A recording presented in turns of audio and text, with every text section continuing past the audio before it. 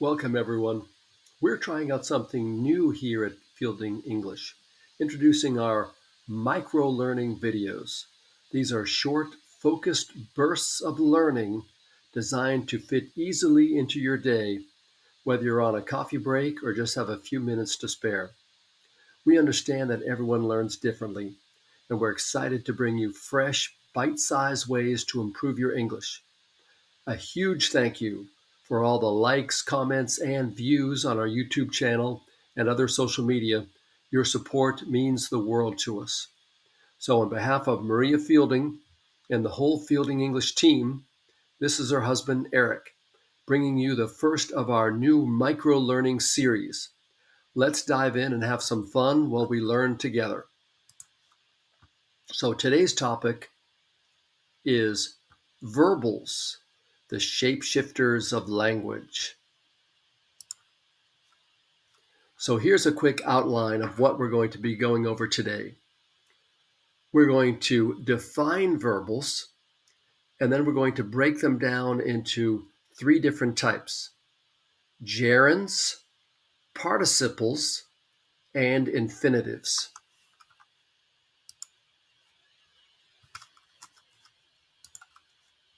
So let's start with a definition. Verbals are words or parts of speech. They're basically the master of disguise, adding flair and depth to our language. So let's unravel their secrets and understand how they operate. So we're going to learn a few things today. We're going to identify and differentiate the difference between gerunds, participles, and infinitives, which are acting as verbs. We're going to determine the specific function of these three types of verbals, and we're going to apply them and use that knowledge in examples of writing. So let's dive into the definition a little bit more. So verbals are verb forms that function as different parts of speech. For example, nouns, commonly referred to as gerunds, adjectives, which can be participles, or adverbs, such as infinitives, and we will define those while retaining some of the characteristics of verbs. So let's start with an example. When you look at this sentence here, running is my favorite form of exercise, can you spot the verbal in this sentence? Well, the answer is running. So to run is a verb, and the fact that it says running means it is serving as a verbal in this sentence. So let's break it down even more. So running is a gerund, which is a verb that functions as a noun, and it acts as the subject of the sentence. Is, of course, is a verb. That's a linking or helping verb, which connects the subject to the actor, in this case called the predicate. And then we have my form of exercise, which is a noun phrase that serves as the complement to the linking verb is. So diving in even deeper, gerunds are verbs that end in ing that function as nouns. So these are generally the subjects of sentences. So again, can you spot the gerund in this sentence? I enjoy swimming in the ocean during the summer. Well, of course, the answer is swimming. And here you have it showing this sentence being broken down. I enjoy swimming in the ocean during the summer. So you have a pronoun, you have a verb, you have the gerund, which we just talked about, swimming. You have a prepositional phrase, in the ocean, and then we have another prepositional phrase. So the next form of verbal we want to define is called the participle. So a participle is a verbal that functions as an adjective, and it can end in ing, ed, or en. So it can be a present participle, which looks similar to a gerund, but it isn't, or it can also be a past participle ending in ed or en. So here we have examples. We have the smiling child waved goodbye, which is a adjective. We have the running dog chase the ball, which is a present participle. And then we have the broken vase lay on the floor, which is a past participle. So those are the three ways to use participles. And then here you have a little bit more information. You see how they are modifying or describing the noun, which is right after it. So modifying the noun child, modifying the noun dog, and modifying the noun vase in the third example.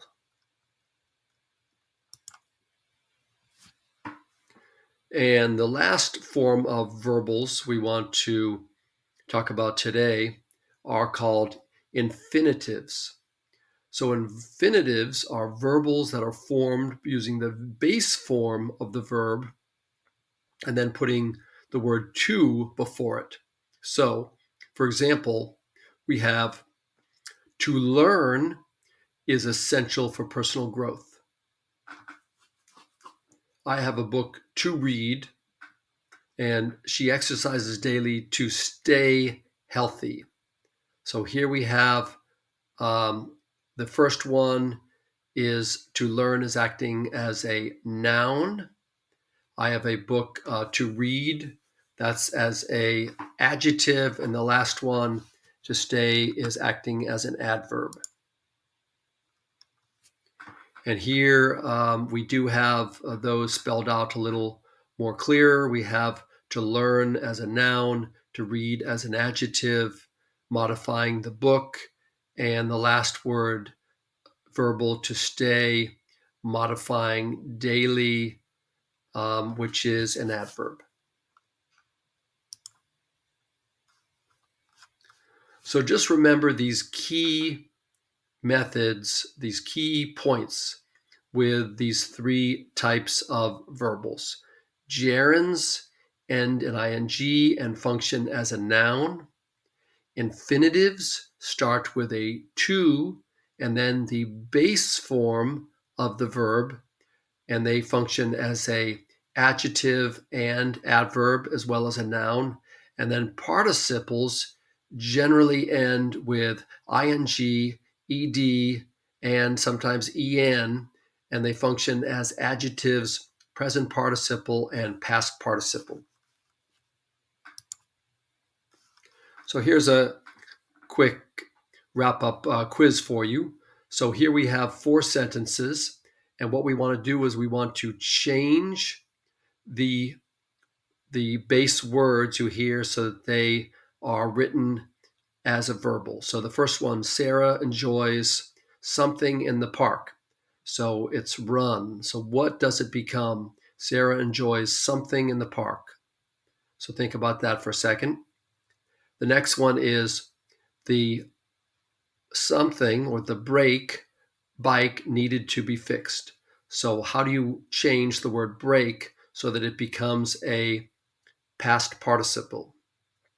The third example, it is important, and then the word communicate in a team. So how do we change the word communicate so that it becomes an infinitive? And then the fourth example, the surprise students gasped at their test results. So how do we change the word surprise so that it becomes a past participle? Well, let's look at the answer. So the first one, Sarah enjoys jogging in the park. So that's a gerund because it ends in ing. The second example is a type of participle that ends in en. The broken bike needed to be fixed. The third verbal example is the infinitive. So we would say it's important to communicate in a team. And then finally, for the word surprise, again, an example of a past participle. The surprised students gasped at their test results.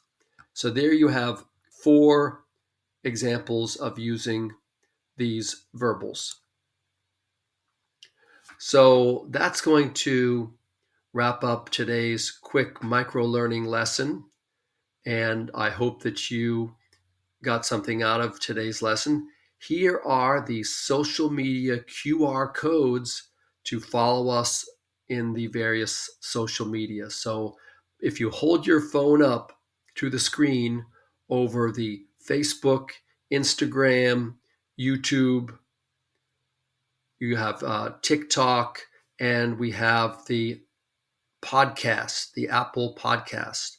So each of these 5, just hold your phone up and you can subscribe to the YouTube channel. We'd really appreciate it if you would join us on YouTube and any of the other social media. So that's it for today. Thank you very much. And we hope that you join us on the next micro learning episode here at Fielding English. Take care.